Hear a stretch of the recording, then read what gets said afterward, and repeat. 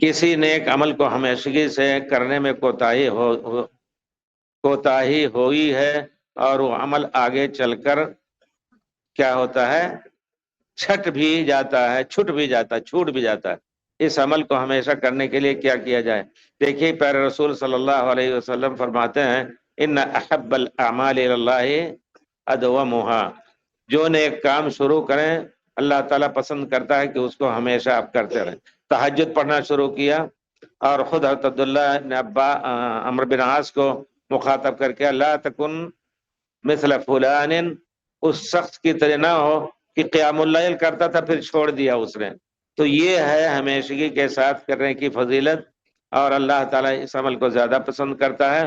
اگر چھوٹ جائے کسی مجبوری کے تحت، آپ سفر کریں گے نہیں کریں گے تو اس کا اجر لکھا جائے گا، بیمار ہو جائیں گے نہیں تو اس کا اجر لکھا جائے گا، لیکن بغیر کسی سبب کے چھوڑیں گے تو وہ چیز بہرحال آپ کے اجر سے جو کیا ہے وہ تو ہے ہی، لیکن یہ اجر جو ہے اب کٹ جائے گا۔ اس وجہ سے اپنے کو محروم نہ کریں، کوشش کریں ہمیشگی کے ساتھ ادا کرنے کا انشاءاللہ۔